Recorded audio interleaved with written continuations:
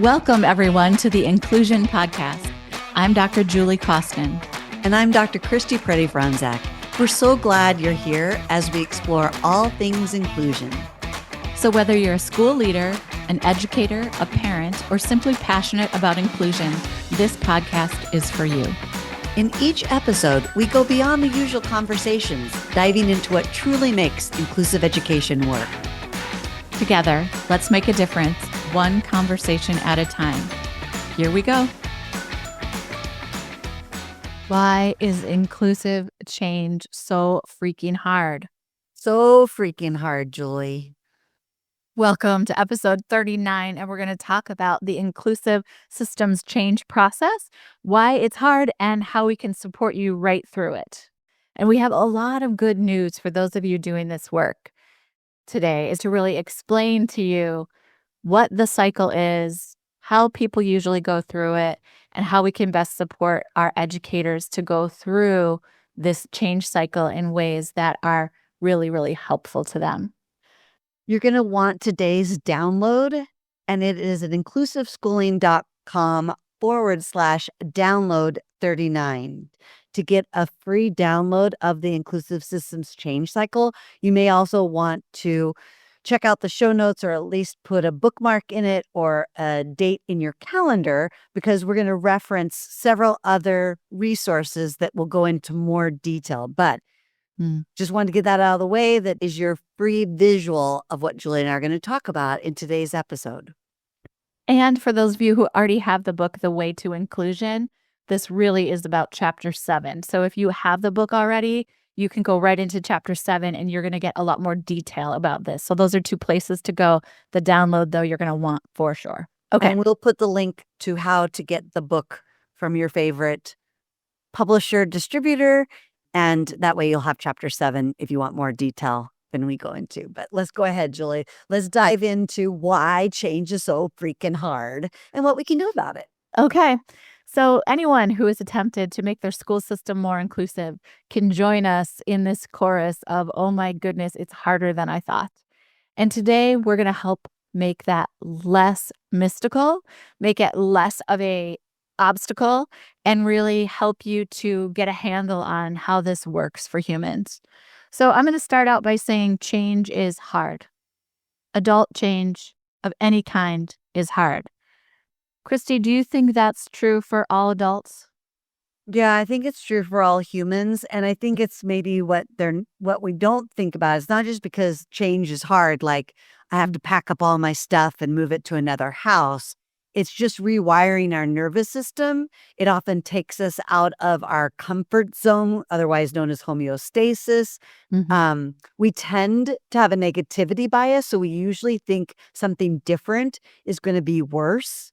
I'll just do a quick thing and then we'll go back to why, this is about schools. But how many of you have a favorite thing you eat at a restaurant?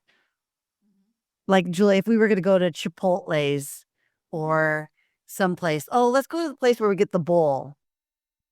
Oh, well, I was going to Chipotle because I was getting a chicken quesadilla. Can we just do that? Fine, let's just do that. Okay. And let's say you go up to the counter and you say to the server, I want a chicken quesadilla. And they say, oh, we're all out of tortillas, cheese, and chicken today. Would you sit there and go, okay, well, there's a whole bar of food in front of me? Or would you be like, I'm out, see ya? I was going to say I would turn on my heels and I'd rethink lunch altogether, because I have a very clear, if I'm going here, this is what I'm getting. Yeah.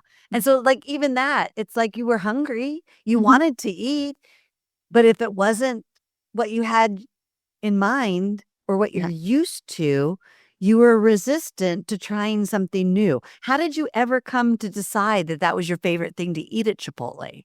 I must have tried 50 things. Yeah. But I landed there. You landed there and then you stayed there. And because that cheese is so salty. That's why. There you go. And no, we don't have an affiliation with Chipotle, but you get the idea. It's hard. So that's when Julie says change is hard. It's at that basic level. Well, Christy, there's even more to this too. So it's not just we're changing your lunch plans. Yeah. We're suggesting that things that you've done in the past aren't best practice. We're suggesting that things that you have done in the past weren't good for kids. And when you load that on, I mean, you could do it with cheese and, Weight Watchers could tell me that you shouldn't eat cheese for lunch, and then that's a shame-based reason to make a new decision. But in this case, we're talking about when we ask people to become more inclusive, we often are talking about the harm that's caused by separate classrooms, separate spaces, resource rooms, etc., life skills rooms too. And now I have to change, and I feel bad about it. Mm, so true. So true. And I bet that I feel bad about it is compounded with I'm not sure I can be successful. Mhm. I don't know quite how to do it, so I don't feel confident or competent. Mhm. And I have to do it. Speaking of being public, I mean, teaching is one of the most public things, even if we close our door, and increasingly it's more and more public. Mhm. Everyone thinks they know how to do it. Mhm. Right. So all of those aspects make inclusive change challenging. But the good news is today we're going to talk with you through the very typical stages that most, not all people go through, but it gives you a little bit of predictability as a leader. And for me, it gives me so much more compassion as I lead this work with school systems. Yeah. Okay. Yeah, and I think it's, as Julie just said, most but not all. Just Mhm. kind of a couple things as Julie starts to walk us through what are called 6 stages of this inclusive systems change cycle. And again, if you didn't grab it before, you're going to want today's download probably while we're talking, because we're going to reference a diagram, a cycle, if you will, that has 6 stages. And you can get that at inclusiveschooling.com/download 39. And just keep in mind that humans, while we universally resist change, a single framework to explain our resistance is not universal. So Mhm. we know you're going to do it, but there's not a one size fits all through it. Mhm. Mhm. And for me, understanding this framework, although there are lots of caveats like Christy said, it's like understanding it gives me a mental model to understand what might be happening for folks. And it gives me a lot of comfort, a lot of comfort. So I'm just going to explain the 6 stages and I'm just going to start by naming them. So if you're taking notes, you can do that. The first stage is loss. The second stage is doubt. And the third stage is named discomfort. Doesn't this sound fun already, Christy? It's like, I know it was hard, but I thought we were talking about cheese. And then, though, friends, this is where it gets good. The fourth stage is discovery. The fifth stage is understanding. And the sixth stage is integration. So when you think about, let's just imagine that you are a elementary school principal and you picture your staff and you are moving towards a more inclusive school system. You're going to have educators already that are at stage 5 understanding. They like get it, they understand it. It's who they always have been. They love inclusion and they're going to figure it out, no problem. Then you're going to have somebody who's at loss and they're like, "Do you mean that I am no longer going to teach in a self-contained classroom?" And so you can kind of even create a scatter plot diagram in your head, like, where is everybody right now on these stages, and how do I move everybody forward? Now, I've mentioned that I love this medical model, or sorry, this mental model, because what it does is it gives me grace to help people, to help understand the emotions that people might be having. So, Christy, let's talk about stage 1 loss a little bit. Okay. And just if you do need a mental model, the 6 stages are going around like a clock, starting at around 1 o'clock is stage 1, 3 o'clock is stage 2, 5 o'clock is stage 3, 8 o'clock is stage 4, maybe 9, 10 o'clock is stage 5, and 11 o'clock stage 6. Not sure that helped anybody, but if you're trying to understand where we are or how we're moving through these. So we're at stage 1, as Julie mentioned, which is loss. And what we talk about is, what do people feel at this stage? They may not be able to express it, but this is often what they're feeling, which is what Julie alluded to, allows her to have maybe empathy. She may understand how it feels, or at a minimum, some compassion for that feeling.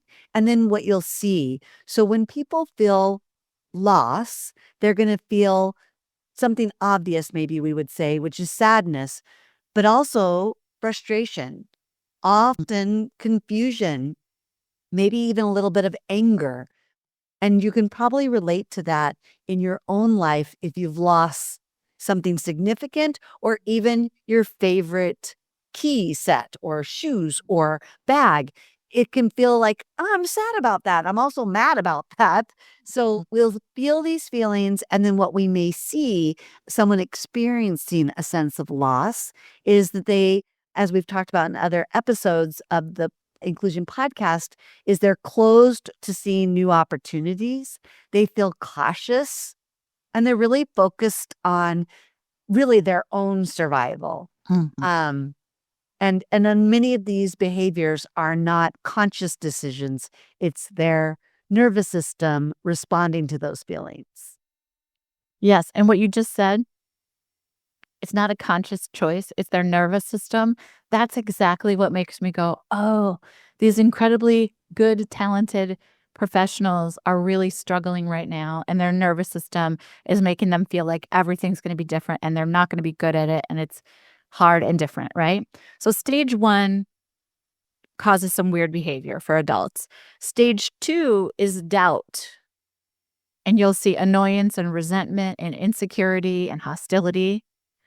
And this is where we get the intensive questioning. And it usually looks like this. I would like to see more articles that tell me that inclusion is a good idea for kids with autism that are nonverbal, please. And then you'll give them those articles, and then they'll say, now I need to see articles. I need the research on, right? Some people will go down that road. The other people will go down other roads. But essentially, it's a lot of questioning, and it's rigid, reactive, skeptical, and oppositional. Julie, I That's would say at this one, as you were saying that about I Mhm. need more research, you'll also hear, sure, if I had more support, or you'll hear it's not fair to the other students, or you'll hear, but the student's better off in a more restrictive environment. Like you may not Mhm. hear those exact words, but you'll hear variations of those. Yeah, and that last one is just directly oppositional to what we're asking, right? They're saying, "No, it's not better for this kid, it's not better for these kids, and it's not better for me." And then we get to stage 3, which is discomfort, and in this stage, I really think a lot of educators are here for a bit, and it's kind of like anxiety, sometimes defensive, sometimes reactive, sometimes lack of productivity, just, like, unsure about this move, this change. One thing we know is if you help educators move through these stages quickly, you're going to get over what we call the danger zone. So when Christy made the clock, she said she was giving examples of where things are. But what we see as the danger zone is this red zone, and it's 6 o'clock on the diagram. And why we call it the danger zone is many school systems will sort of stay in stage 1, 2, or 3 for too long, and then they'll just give up on inclusion altogether. And the danger is we will abort this entire mission, and we're gonna go back to, let's just have everybody back in the same self-contained classrooms that we've always had. Let's just keep business as usual because we can't handle the change. Now, I promise good news, Christy, and here it comes. Just on the other side of the danger zone is discovery, understanding, and integration. And as soon as you can get quite a few teachers over that danger zone, you're gonna start to feel momentum in the other direction. Once educators go, "Oh my gosh, this actually is better for all the kids in the classroom," you'll hear things like, "This is making me be so much more creative in my lesson planning, and it's making lessons more fun for everybody." They'll start to say, "Now that I learn how to use paraprofessionals differently, now we're just so much more effective." People start to get really excited about the work, and stage 4, 5, and 6 is where you see that. And you'll see hopeful, energized, determined educators to become confident, they become productive, and then they move to this stage 6, which is integration, meaning they've been able to integrate all the professional development, and they're just really excited about teaching in new ways. So they become very satisfied, focused, generous. They even want to help the teacher down the hall to do their lessons more inclusively. And this is where we see this really nice, flexible, relationally trusting educator who's very, very, very excited about inclusive education. And I think what we'll do is maybe give one pro tip, Julie, as we round out this episode, knowing that folks will download the Inclusive Systems Change Cycle, check out chapter 7 from the book to really get to understand this more. But let's give them one pro tip that if you wanted to restate something about using this cycle or applying the cycle or internalizing it, what would it be? It would be just think of the educators in your system like you would if they were students and you were the teacher. Use all of your good teaching strategies to move people from each stage to the next. And it's not really different than teaching. You're just leading people through next levels of understanding. And when you can get the majority of your educators over the danger zone, you're going to be in a really good place where people start to see inclusion as business as usual. Of course, we include all kids. This is exactly how we've always wanted to do things. And it's a really lovely shift when it happens. And many, many school systems really see that inclusion becomes their identity, the way they do things, the way they want to be seen, and the way that they are seen in a community. Julie, and you just totally set me up for the pro tip I wanted to share, which was about identity. And so Julie mentioned at least 2 times the danger zone and that you want to move beyond the danger zone and watch out. The danger zone is going to bring you back or draw you back. And I find that discomfort is a little hidden problem that's not so little, meaning we may have discomfort with other identities, or we may be used to our identities being grounded in comfort. So I'll speak for myself, but given that my race is white, I have a lot of comfort in the world. And so I may feel discomfort when something is changing and I'm like used to having all the comfort because of my privilege. So we have to be careful that we don't prioritize the comfort of educators who by definition have identities that are more privileged than students just by age, by education, often by race, by language. But just given their role in the hierarchy of school, they have more power and privilege. So that's my one tip, is to remember that certain identities aren't used to being uncomfortable or experiencing discomfort. And we have to be careful that we don't prioritize the comfort of those with privilege and power over what's right for students. So that's our Inclusive Systems Change Cycle. Julie, anything else about chapter 7 as we close up that you want to help people know? Yeah, I don't think we've ever mentioned our book, so I'm just going to mention it here in case. I assume lots of people that are listeners have read the book or have the book. But our newest book, The Way to Inclusion through ASCD, it's called How Leaders Create Schools Where Every Student Belongs. This is a step-by-step guide of how to take an entire school system through wherever you are. We'll call that point A to point Z, which the goal being, how do we help this school system become much, much more inclusive? The download for today and all the other show notes are found at inclusiveschooling.com/download39. Thank you for tuning in, and don't forget to subscribe and catch up on past episodes where we share valuable insights, straight talk, and practical steps to challenge outdated special education practices. You can find every episode with the show notes at inclusiveschooling.com/inclusion-podcast to build more inclusive schools together.